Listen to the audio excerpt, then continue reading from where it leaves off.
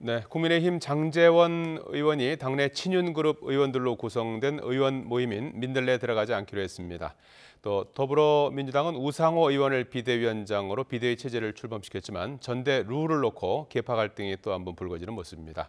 선거 뒤 가속화되는 정치권 당권 경쟁, 이종근 시사평론가, 이강윤 한국사회여론연구소장 두 분과 말씀 나눠보겠습니다. 안녕하십니까? 안녕하세요.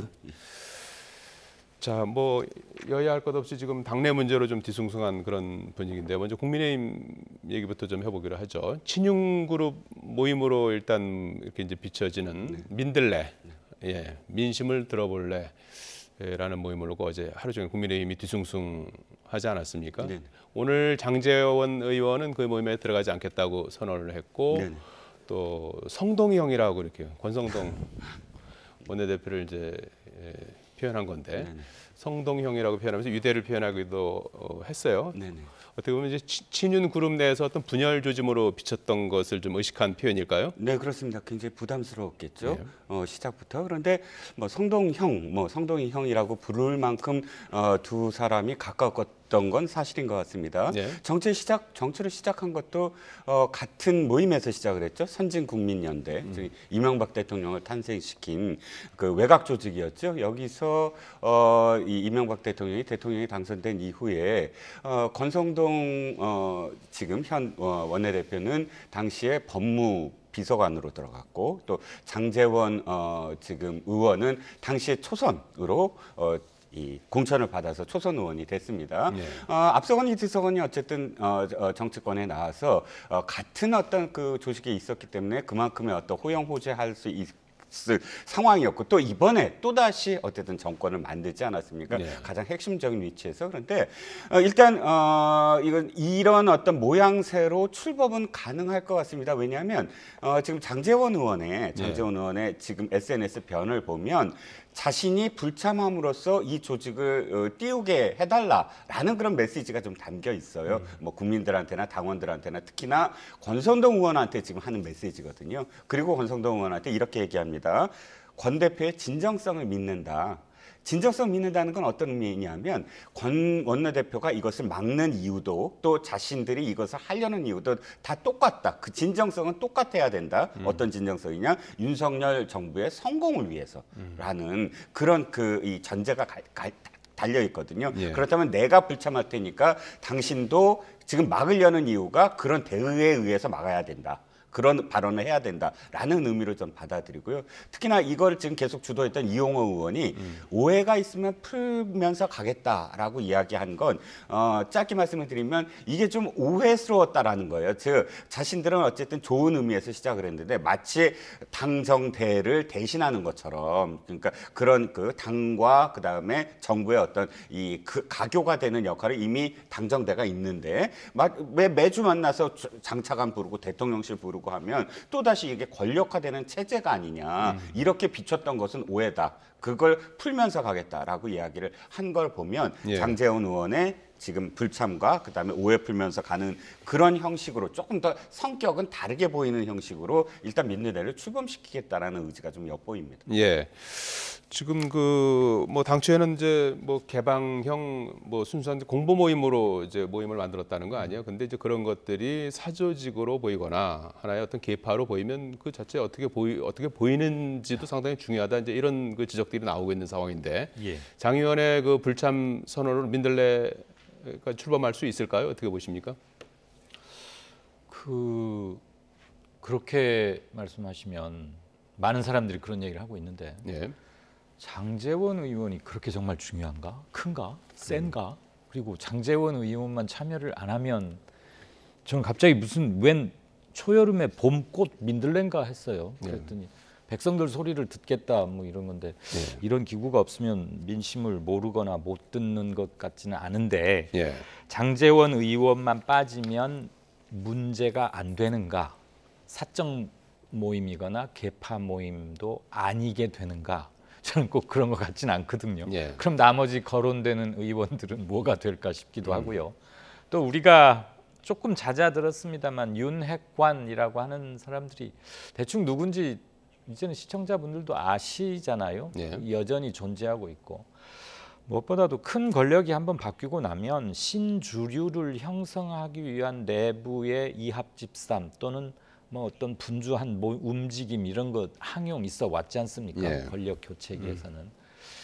그런데 시민들께서 국민들께서 그걸 그렇게 좋게 보실까 하는 점은 좀 저는 항상 이 전 정권 교체에도 의문이 좀 됐었습니다. 이따 야당 얘기할 때도 비슷한 얘기 예. 한번 더 나올 것 같습니다만 장제원 의원이 자꾸 문제가 돼서 본인이 거론되고 하니까 쓸데없는 오해를 받는 것 같아서 빠지겠다고 그러면서 뭐 그 이름을 부르면서 친근감과 의리를 강조하시던데 예. 저는 지금 여당이 자칫 권력 투쟁 또는 뭐 경쟁 이런 걸로 비추어질 수 있는 것을 할 만큼 우리나라 내부 사정 특히 경제 예. 절대 녹록하지 않다고 봅니다. 예. 지금은 민생과 하이퍼 인플레이션을 우려하는 목소리가 미국에서 어제 오늘 굉장히 다급하게 나오고 있거든요. 예. 이게 가시화된다면 정말 우리 경쟁 굉장히 큰일 납니다. 예. 영끌 부동산 한 사람들, 그다음에 주식이나 부동산 자산 가치 가격 크게 하락할 거고 물가 오르고 그러기 때문에 저런 거보다는 정책 역량 집중하는 게 윤 대통령과 새 정부를 진짜로 돕는 게 아닌가 그런 생각 듭니다. 예, 예. 그리고 또 하나의 갈등고리가 지금 이준석 대표와 이제 정진석 의원 간의 이제 갈등 이런 부분도 있었지 않습니까? 이준석 대표는 우크라이나에서 돌아온 뒤에도 이제 계속해서 신경전을 펼쳤었는데 윤 대통령이 이 대표 측에 당내 그 갈등을 우려했다 이런 그 얘기가 전해지고 있지 않습니까? 그래서 조금은 좀 다시 수면 아래로 잠복하는 그런 모습인데 여전히 근데 갈등의 씨앗은 좀 남아 있는 것 같아요. 최재형 혁신위원장 그 혁신위가 곧 출범할 기회가 아니겠습니까? 네네. 이렇게 되면 또 다시 재연되는 게 아닌가 하는 그런 또 예상이 나오는 것 같아요. 네, 그렇습니다. 일단 그러나 이제 이 봉합의 어떤 과정을 보면 윤석열 대통령이 이준석 대표의 비서실장인 박성민 의원과 통화를 했다는 거 아닙니까? 예, 예. 그걸 근데 대통령실에서 지금 밝히지 않고 박성민 의원 측에서 밝혔단 말이죠. 그리고 이것을 전화를 하고 나서 지금 이준석 대표에게 보고를 했고 이준석 대표가 이 정진석 부의장께서 뭐 답변을 안 하시면 나도 뭐 그 확산할 이유가 없다라는 것까지도 지금 이준석 대표 측에서 나온 기사예요. 예. 그렇다면 생각을 해볼 수가 있죠. 윤석열 대통령의 전화를 굳이 밝히지 않을 수도 있는데 이렇게 전화가 왔고 이런 내용의 우려를 했고 그래서 이렇게 대답했다라고 친절하게 이런 모든 과정을 이야기한다는 건 대통령의 뜻을 받아들이겠다라는 의미로 밝히지 않는 이상에는 그 밝혀서 이득을 볼 이유는 없거든요. 예를 들면 더 확전시킬 어떤 가능성이 있다면 그리고 또 상대방인 정진석 부의장도 이것을 확전할수록 자신한테 사실 별로 그렇게 지금 돌아오는 것이 자신이 옳다고 하더라도 이건 옳다 그르다의 문제가 아니다. 네. 이젠 이 갈등 형국을 누가 만들었느냐, 왜 이걸 계속 지속하느냐 이런 비판은 이 두 사람한테 다 고루 가는 어떤 형국이기 때문에 이것 자체가 지금 당장의 어떤 그 이득을 취하는 싸움으로 그러니까 마지막까지 배수진을 치면서 어떤 결과물을 얻겠다라고 싸워봤자 두 사람 다 얻을 건 하나도 없는 어떤 상황입니다. 실질적으로 이것이 지금 뭐 전당대회를 앞당기거나 예. 혹은 뭐 비대위를 지금 물리치게 하거나 이준석 대표를 끌어안칠 수 있는 그런 싸움이 아니거든요. 그러니까 지금은 어떤 감정 싸움처럼 지금 그 워딩이 되고 있기 때문에 네. 아마도 이건 더 이상 지속할 만한 어떤 동력을 상실하지 않았나 싶습니다. 예, 혁신 출범과 관련해서는 어떻게 전망하십니까? 혁신위는 이미 예. 당내 많은 의원들이 계파를 떠나서 많은 의원들이 예를 들어 조혜진 의원이라든지 정우택 의원이라든지 특히나 정지석 의원이 지금 이걸 이야기했을 때 한번 그 안을 정치공학적으로 들여다보면 정지석 의원이 자신이 이야기한 배경은 이거예요. 충청권에 자신이 언제나 선두다라고 늘 생각하시는 분이거든요. 예. 이번에 충청권이 또 세종시까지 포함을 해서 전승을 해버렸단 말이죠. 예. 그래서 자신의 어떤 워딩에 어떤 무게를 좀 실을 수가 있었다고 생각을 했는데 예를 들어서 같은 충청권에서 같은 다선인 정우택 의원이 혁신위는 뭐 출범하는 것이 좋다라고 이야기를 하고 또 전혀 좀 친윤이랑 거리가 조금 있는 그런 조혜진 의원 같은 경우도 혁신위에 대해서 그건 옳다라고 이야기하고 있거든요. 예. 당내에서 이준석 대표를 반대하는 사람도 사실은 혁신위를 반대했다가는 이렇게 돼요. 그럼 혁신하지 말란 말이냐? 혁신이 나쁜 거냐? 이런 어떤 이 이슈로 빠져들게 되는 상황이기 때문에 도리어 혁신위는 출범은 이제 기정사실화돼 혁신위가 어떤 방향으로 가느냐에 대해서 이제 지켜보는 어떤 상황으로 변한 것으로 보입니다. 예, 이준석 혁신위가 아니냐 하는 그런 우려를 좀 불식시키기라도 하듯이 이제 최재형 위원장은 당 대표나 지도부도 혁신 대상이다. 이제 이런 언급을 했는데 지금 이준석 대표 같은 경우는 성상납 의혹 이 부분과 관련해서 징계 논의가 24일에 이제 이루어질 예정이에요. 이준석 대표의 어떤 거취 문제와 관련해서 어떤 영향을 줄 수 있는 결과가 나올 수 있나요? 어떻게 보십니까? 솔직히 말하면 저도 굉장히 궁금하고 근데 잘 모르겠습니다. 과연 팩트가 뭔지. 이준석 성상납 비위 의혹 좀 발음하기도 쉽고 그게 뭐지 싶은 게 대선 마지막 부분에 무슨 가로세로인가 그 강용석 변호사 이렇게 해가지고 벌써 몇 달째 언론에 오르내리는데 사건의 얼개는 잘 모르잖아요. 그런데 만약 이게 사실이라면 그리고 굉장히 지금 몇 개월 동안 지지부진 끌어오고 있는데 정말 문제 삼을 뭐가 나온다면 이거 상당히 쇼킹한 거 아니겠습니까? 새로운 그 뉴 제너레이션을 대표하는 정치인 중에 한 명 아주 각광받고 있는 사람이고 많은 부분에서 이슈를 제기하고 이슈 파이팅을 잘 해왔고 그때마다 자기 의견 똑부러지게 합당하게 말하는 것으로 인식되어 있는 이준석 대표인데 만약에 도덕적으로나 뭐 법률적으로 그런 문제가 생긴다면 이건 본인의 타격뿐만이 아니고 국민의힘이나 이른바 또 대선을 거치면서 우리가 청년 정치 이런 것들 했는데 굉장히 큰 데미지가 있을 거고요. 조금이라도 있다면 이 정서상 용납이 되겠습니까? 그런데 본인이 징계위원회를 공개로 하자 뭐 이런 말 하는 거 보면 아주 자신 있는 것 같기도 하고요. 아무튼 사실관계를 일단 좀 알아야 될 것 같습니다. 좀 지켜보기로 하고요. 그 민주당도 지금 우상호 새로운 비대위가 출범하지 않았습니까? 지금 전대 룰로 지금 시끌벅적합니다.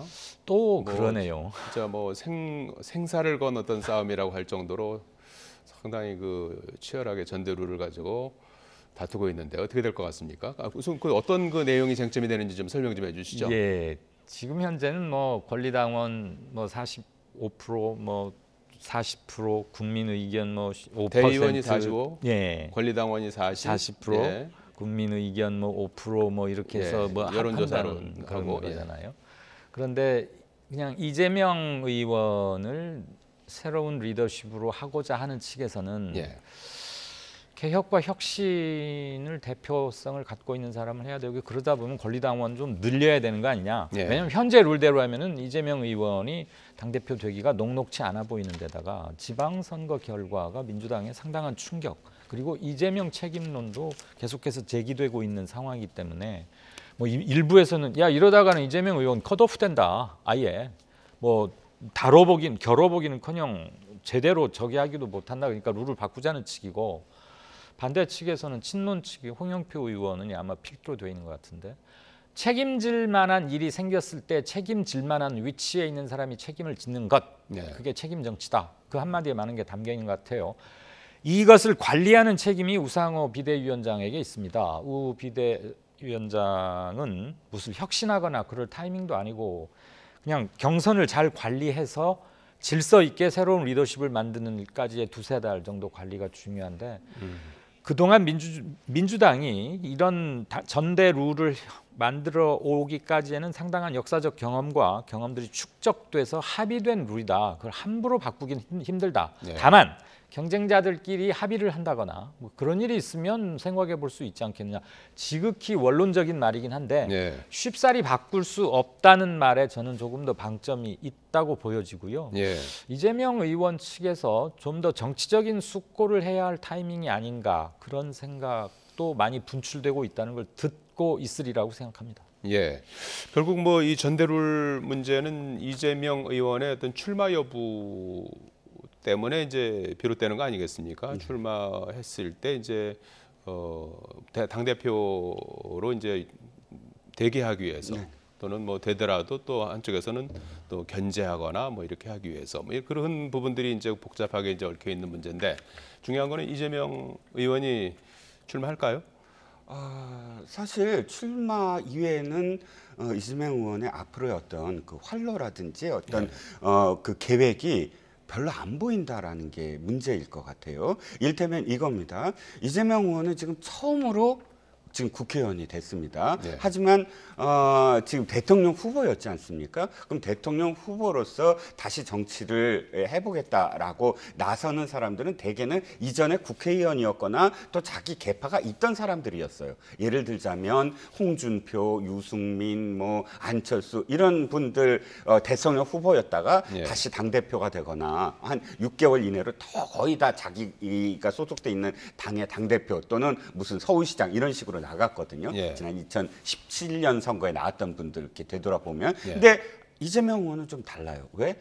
한 번도 국회의원이 되지 못하고 또 한 번도 여의도에 접근하지 못했기 때문에 당에서 지금 자기 세력이 뚜렷하지가 않거든요. 물론 지난 선거에서 뭐 친명 그룹 뭐 이렇게 이야기는 돼 있지만 그럼에도 불구하고 자신이 실질적으로 이런 여의도 정치를 해오지 않았던 분이기 때문에 자신의 어떤 확고한 세력이 아직 착근되지 못한 상황이에요. 그런데 이번에 만약에 그냥 초선 의원으로서 보궐선거에서 들어간 2년짜리 초선 의원으로서만 있으면 과연 당권 막 잡고 그다음에 2년 후에 바로 총선 들어가는데 공천권 전혀 행사하지 못하고 그러면 자신이 앞으로 무엇을 하건 간에 자신의 이 당에서 제대로 목소리를 못 낼 가능성이 크거든요. 예. 그러니까 제가 꼭 나와야 된다, 안 나와야 된다 이런 당위성을 이야기하는 것이 아니라 이재명 의원 입장에서 봤을 때는 내가 확실하게 착근하려면 이번에 무슨 비판을 들었어도 지난 개항을 해서 똑같은 행보죠. 네. 개항을 해서 무슨 비판을 들었어도 자기가 의지를 관철한 것처럼 이번에 무슨 비판을 들었어도 이 당권을 자꾸 봐야 된다. 라는 게 이재명 의원의 지금 생각이고 그래서 지금까지 한 번도 부정하지 않았어요. 그냥 침묵 아닙니까? 계속 네. 뭐 자기가 나간다 안 나간다. 이건 지난 개항을도 똑같았거든요. 나가야 된다 말아야 된다. 그렇게 긴 그런 공방이 벌어졌는데도 끝까지 침묵하다가 막판에 출사표를 던진 것처럼 이번에도 똑같은 어떤 상황이 되지 않을까 싶습니다. 예. 차기 총선의 공천 문제와 이제 관련돼 있어서 어떤 지리한 어떤 신경전이 될 가능성이 크겠군요. 네. 예. 지금은 그 민주당이야말로 중첩된 위기와 더 큰 문제는 당의 정체성, 우리는 어떤 당이어야 하는가 가지고 중구난방이지 않습니까? 그리고 민주당의 전통적 지지층들이 많이 흩어져 있는 또는 굉장히 실망이 커져 있는 상태이기 때문에 전당대회 룰을 어떻게 해서 누가 당권을 잡는 데 좀 더 유리해지고 이런 거 가지고 오랫동안 실갱이를 하고 잡음이 커진다면 예. 기존의 지지자였던 그러나 이번 선거에서는 침묵 또는 투표를 보이콧 외면함으로써 자신의 정치적 의사를 표출했던 분들에게는 정말 또 한 번 커다란 실망을 확인시키는 것이 될 것 같고요. 예. 한 2년 후에 있을 총선의 공천권, 이번에 당권을 잡으면 그 사람이 과연 그걸 맘대로 할 수 있을까요? 요즘 공천이 옛날 김영삼, 김대중 시절에 안방 밀실에서 동교동, 예. 상대동, 거실에서 하는 그런 공천은 아닐 터이니까 저는 그런 식으로 자꾸 얘기를 몰고 가는 것은 온당치는 않아 보이고 예. 시민들의 정치 의식이 굉장히 높아졌다는 것을 모두가 예. 인식해야 한다는 것을 다시 한번 말씀을 드리고 싶습니다. 예. 자, 국회 상황 좀 짚어보도록 하겠습니다. 지금 원 구성 협상이 결렬돼서 국회 개점 휴업 상태가 이어지고 있어요. 그 4년 임기 중에서 이제 전반기 2년이 이제 지난달 말로 이제 끝난 상태고 이제 후반기 원 구성을 이제 해야 되는데 지금 협상이 제대로 진행되지 않고 있어요. 그 핵심이 이제 법사위원장을 누가 할 것이냐 이 문제 때문에 지금 협상이 안 되는 건가요? 네, 그게 가장 큰 핵심입니다. 예. 이미 거의 문서로도 지난번 윤호중 원내대표와 김기현 원내대표가 하반기에 법사위원장을 국민의힘에 넘기기로 이야기가 돼 있는 상황에서 또다시 지난번에는 전반기에는 이것은 다수당이 해야 된다라고 이야기를 했고 후반기에는 야당이 해야 된다라는 이유로 예. 법사위원장을 내놓지 않겠다라고 했기 때문에 지금 굉장히 부딪히고 있는데 그 이면을 보면 사실 또 다시 그 검찰로서 시계가 좀 바뀌는 것도 이면에 있어요. 즉 네. 무슨 말씀이냐면 검찰에게 지금 4개월밖에 시간을 주지 않지 않았습니까? 4개월 후에는 이제 검수안박이 돌아가는데 그러면 검찰이 굉장히 지금 시계를 앞당기고 있어요. 4개월 이내로 뭔가 성과를 내서 국민들로부터 다시 한번 그래 이래야 검찰이 맞아 검찰이 이래 이렇게 하니까 존속해야 돼라는 그 인정을 받고 싶거든요. 그다음 서초동은 계속 바쁘게 수사를 확대시킬 거고요. 그 수사는 아마도 권력 있는 사람들한테 초점이 맞춰질 겁니다. 평범한 서민들의 범법자들보다 확실하게 성과를 내려면 또 거기에 대해서 국민들을 설득하는 어떤 대상은 권력자들 아니겠습니까? 그렇다면 그 초점이 민주당이나 혹은 전임 정권에 갈 가능성도 크고 그래서 더욱더 법사위원장을 못 내놓는 어떤 이유도 될 수가 있거든요. 물론 그건 민주당 입장이지만 국민의힘 입장에서도 이제 더 이상은 양보는 못한다. 국회의장을 만약에 지금의 민주당이 가져갔다면 법사위원장은 당연히 상대당을 해야 된다. 이것이 바로 김대중 대통령이 당시에 법사위원장과 관련해서 그렇게 소수당의 어떤 그런 입장을 표명해야 된다. 그래서 김대중 대통령도 생전에 굉장히 주장을 했던 부분이거든요. 하기 때문에 아마도 양 당 간에 좀 더 지리한 어떤 공방전이 좀 더 이어질 것으로 보입니다. 지금 그 원구성 협상이 이제 제자리 걸음을 하면서 지금 인사청문회도 지금 좀 스톱도 있죠. 속도를 못 내고 있죠. 지금 4명을 이제 추가로 더 해야 되는데 그 중에 이제 김창기 국세청장 후보자 같은 경우에는 이제 재송부 시한까지 어제로 끝났어요. 사실상 뭐 청문회 없이도 이제 임명이 가능한 그런 상황이 됐어요. 그렇죠. 어떻게 보십니까? 그런데 그 탓이 국회에 있잖아요. 엄밀히 형식 논리로만 따지면 국회 현재 지도부가 아예 없으니까 의장단을 포함해서 상임위원장단이 없으니까 공백 상태입니다. 근데 그게 적어도 윤석열 대통령 입장에서 보자면 나 때문에 그렇게 된 건 아니지 않냐, 뭐 그렇게 볼 수 있겠죠. 그러면 형식 논리와 저 인사청문회에 관한 법률에 정한 바에 따르면 할 수 있습니다. 그리고 저는 뭐 할 것도 같습니다. 그런데 그렇게 되면 정치는 계속 좁아져 버리기 때문에 원구성 되어가는 과정, 적어도 의장단 선출과 아까 뭐 얘기 있었습니다만 법사위원장 이것까지는 2, 3일 좀 더 주고 볼 수도 있지 않은가. 지금 아예 청문회를 일정도 못 잡고 있는 사람들 말고요. 국세청장 같은 경우가 제일 먼저 지금 와 있고 이미 시한이 도래해서 지나가 버렸기 때문에 저는 조금은 여유를 두는 게 서로를 위해서 좋지 않을까 하는 국세청장도요? 네. 근데 지금까지 해왔던 스타일로 보면 저는 할 것 같습니다. 지금 그 여권에서 이제 국세청장 같은 경우에는 전반기 국회 때 이제 보낸 했었어야 거라서, 되죠. 거기서 전반기가 이제 해서 5월 29일로 끝나버렸기 때문에 이게 이제 그 뭐 윤석열 정부의 책임이 있는 것은 아니다. 약간의 그런 구분을 하는 것 같아요. 맞습니다. 논리가. 아까 제가 형식 논리상으로는 그 말이 맞습니다. 자, 이 청문회 개최 여부가 불분명한 가운데 대통령이 박순애 교육부 장관 후보자의 만취 음주운전 전력을 두둔하는 듯한 발언을 남기면서 야당이 반발했는데요. 차례대로 들어보시죠. 음주운전도 뭐 언제 한 거면 뭐 여러 가지 상황이라든가 그 가벌성이라든가 뭐 도덕성 같은 거를 다 따져봐야 되지 않겠습니까? 음주운전 뭐 그 자체만 가지고 얘기할 것이 아니고.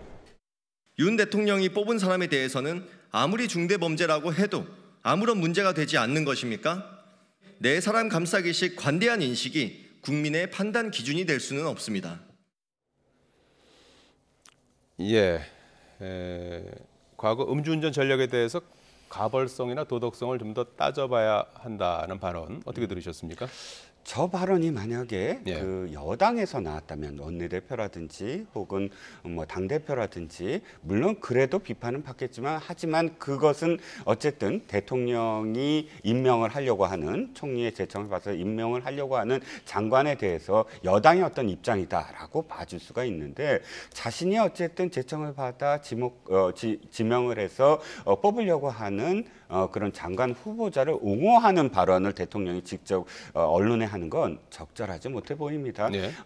딱 그 송영길 당시 대표가 이재명 후보에게 그 음주운전을 포함해서 4개의 어떤 그런 그 전과에 대해서 모두 다 공익성 있다 하고 음주운전까지 포함을 해서 그런 이유를 댔을 때와 전 비슷하게 여겼거든요. 하지만 그때는 어쨌든 여당 대표니까 당 대통령 후보를 저렇게 옹호하나 보다 비판을 하더라도 그런 것을 감안을 했지만 어쨌든 대통령이 그 직접 나서서 야당의 비판을 고스란히 받을 수 있는 발언을 직접 했다라는 건 도어스태핑의 하나의 어떤 또 다른 뭐랄까요 문제처럼 보입니다. 그러니까 물론 전 도어스태핑 굉장히 좀 옹호하고 있고 출근길 거기서 그렇죠. 출근길 약식 기자회견은 앞으로도 계속돼야 되고 또 서로 이런 식으로 조금 더 국민 감정에 부적절하게 보이더라도 그렇다고 해서 그것을 다음부터 뭐 안 한다거나 하지 말고 계속 만나면서 도리어 더 안 하고 입을 다물고 실수를 안 하려고 하는 것보다는 실수를 하더라도 좀 더 소통하는 것이 낫다고는 생각합니다. 예. 저도 한 말씀만 좀 보태드릴게요. 짧게. 가벌성 꽤 어려운 말인데 검찰 용어, 검사들이 쓰는 말이잖아요. 사전적으로는 어떤 행위에 대해서 벌을 줄 수 있는 성질. 그렇죠. 처벌할 수 있느냐 지금 그거 따져보자는 대통령 말씀이신데 이게 지금 검사가 피의자를 기소할지 말지 벌을 줄지 말지를 정하는 게 아니고 인사, 교육부총리, 교육부 장관을 고르는 문제에서 나온 말이지 않습니까? 이건 기소 여부를 정하는 게 아니고 정치의 영역이고 사람을 쓰는 것 그리고 국민의 의중을 살피는 것 이거야말로 소통이기 때문에 법률 조항에 따라서 20년, 21년 전의 음주운전 행위와 뭐 당시 알코올 혈중 농도 이걸 따져서 가벌성을 따지는 것 자체가 저는 좀 부적절하다고 생각을 합니다. 대통령실 관계자는 여기에 대해서 후보자 본인이 사과하고 있고 국정과제를 이행할 역량이 있는 만큼 국민의 이해를 구하는 취지였다. 네, 그 말씀에서도 드리고 싶은데요. 본인이 사과를 했다고 해서 과거에 그 전력이 이런 분을 타의 모범, 특히나 교육부 장관이 갖는 상징성이나 역할을 생각한다면 음주운전은 정말 부적합한 것이고요. 그렇기 때문에 본인이 사과를 했으니까 국민들은 익스큐즈를 해도 된다? 이건 조금 맞지 않는 것 같고요. 국정과제를 이행할 역량이 있는지 없는지는 아직 모릅니다. 이분이 일을 안 해봤죠. 있기를 기대하는 것이겠죠. 사람 쓰는 측에서는. 그런데 아직 취임도 하기 전에 또는 임명도 되기 전에 도덕성에서 저렇게 심대한 영향을 의문을 받으면 과연 일을 잘 수행할 수 있을까 하는 점도 있고 무엇보다도 첫 내각의 주요 멤버들에서 그런 의혹이나 갸우뚱거리는 것 없는 사람이 하나라도 좀 더 있어야 하는 게 아닌가 그런 생각이 좀 듭니다. 김승희 보건복지부 장관 후보자 같은 경우는 어떻게 전망하십니까? 정치자금법 위반 정황이 있고요. 정치자금 가지고서 이제 뭐 차량을 조금 이렇게 도색하고 매입하는데 샀다는 거죠. 그 의원 시절에. 갭 투기 의혹. 뭐 특히나 이제 갭 투기 의혹도 지금 굉장히 많이 불거졌습니다. 이게 굉장히 오랫동안 청문회가 제대로 열리지 않는 관계로 도리어 더 많은 지금 의혹들이 여러 언론에서 더 나올 수 있는 어떤 상황이기도 하고요. 또 한 가지는 사실 이게 좀 어떻게 들리실지 모르지만 참 안타까웠던 게 지난 정부 시절에 34번의 그 청문 보고서가 채택하지 않더라도 장관급을 임명했을 때 제가 드는 생각이 뭐냐면 이렇게 되면 다음 정권이 어떠한 정권이 들어서더라도 장관들을 예를 들어서 국민의 여론을 받더라도 그냥 강행했을 때 비판을 할 수가 없다. 그러니까 어떤 여론이라도 제대로 반영을 해서 그러니까 그것을 엄중하게 정말 그 대통령이 받아들이고 해야 되는데 도리어 또 그 전 정부에 이렇게 말씀을 하시더군요. 아니 문제가 있는 장관일수록 일 시켜봤더니 일은 잘하더라. 이런 표현이 사실상 그 다음 정권에서 아까 진영이 뭐 민주당이든 뭐 국민의힘은 상관없습니다. 이렇게 문제가 있더라도 아니 전 정권에서 이미 다 이렇게 청문 보고서든 채택 안 해도 다 있고 여론이 비판을 해도 다 됐다라는 선례를 남긴 건 정말 저는 그래서 잘못됐다. 그 당시 잘못됐다라는 것이고 지금도 청문 보고서 채택 안 하더라도 한동훈 장관부터 꽤 많이 했잖아요. 근데 국민들이 거기에 대해서 지금 비판을 그렇게 많이 안 해요.